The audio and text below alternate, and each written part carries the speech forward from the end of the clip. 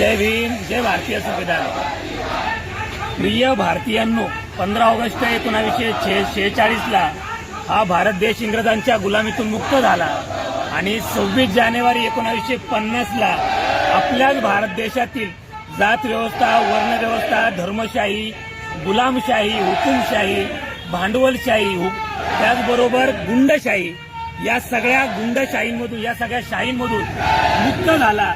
याचं कारण अपार कष्टातून, अथांग बुद्धिमत्तेतून, निष्ठावान अभ्यासातून, विश्वरत्न डॉक्टर बाबासाहेब आंबेडकरांच्या क्रांतिकारी लेखणीतून भारताचं संविधान साकारलं गेलं आणि या दिवसापासूनच या संविधानाची अंमलबजावणी सुरू झाली आणि खऱ्या अर्थानं प्रजेचं राज्य सुरू झालं. परंतु शोकांतिका ही आहे की आजही 26 जानेवारी आणि 15 ऑगस्ट याच्यामधला फरक भारतीयांना, इव्हन सुशिक्षित, स्वतःला सुशिक्षित म्हणून घेणारा सुद्धा कळत नाही. ही सगळ्यात मोठी शोकांतिका आहे. जाता जातनी ती जात, कितीतरी बाबासाहेब आंबेडकरांचा द्वेष करण्याचा प्रयत्न आजही या भारताच्या भूमीमध्ये केला जातो.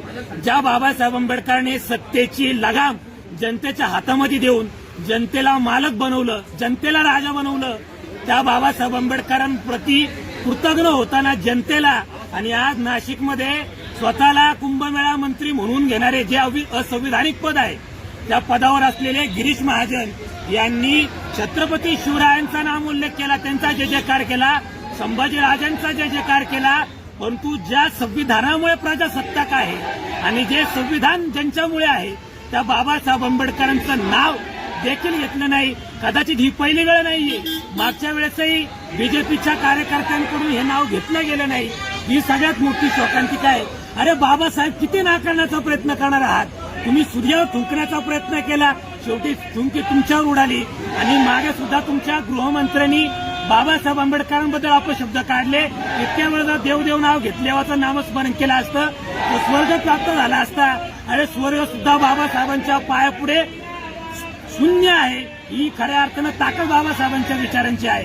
आज एक लेडीज, एक महिला, ज्या बाबासाहेब आंबेडकरांनी महिलांच्या हक्कासाठी, हिंदू कोड बिलासाठी आणि ओबीसींच्या हक्कासाठी कायदेमंत्री पदाला लाथ मारली, आज तीच बाबासाहेबांची लेखी जाधव स्वतःच्या सरकारी पोस्टचा वन विभागामध्ये सर्व्हिसला असताना देखील स्वतःच्या पोस्टला वेळेवर लाथ मारायला तयार झाली.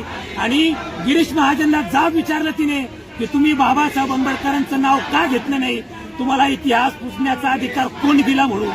आणि फक्त एवढं विचारलं, संविधानिक मार्गाने विचारलं, अभिव्यक्ती स्वातंत्र्याचा वापर करून विचारलं.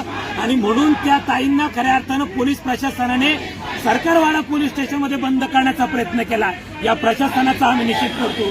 अरे शासनाचा GR असताना देखील प्रजासत्ताक दिनाच्या दिवशी भारतीय संविधानाच्या प्रास्ताविकेचं वाचन सुद्धा झालं नाही. अरे तुम्ही कोणत्या सुशिक्षित आहात, कोणत्या पदावर आहात? तुम्हाला स्वतःला आमदार, खासदार, नामदार म्हणून घेण्याचा सुद्धा अधिकार नाहीये. मी या निमित्ताने बीजेपीच्या तिकिटावर निवडून आलेल्या पण स्वतःला आंबेडकरवादी म्हणून घेणाऱ्यांना जाब विचारतोय. या ताईनं सरकारी नोकरीला नाक मारण्याचा प्रयत्न केलाय फक्त आंबेडकर नावासाठी. तुम्ही तुमची नाचारी लाथाडणार आहात का? आणि बाबासाहेब आंबेडकरांचे वारसदार स्वतःला म्हणून घेणार आहात का? जर तुम्ही गिरीश महाजनला जर विचारणार असाल जाब की तुम्ही बाबासाहेबांचं नाव विचार घेतलं नाही, आम्ही आमच्या नगरसेवक पदाला, आमच्या आमदार पदाला आम्ही नाकारतो, जर हे जर तुम्ही म्हणणार असाल तर तुम्हाला बाबासाहेब आंबेडकरांचं नाव घेण्याचा देखील अधिकार नाहीये. जय भीम, जय भारतीय संविधान. जय भीम, जय भीम.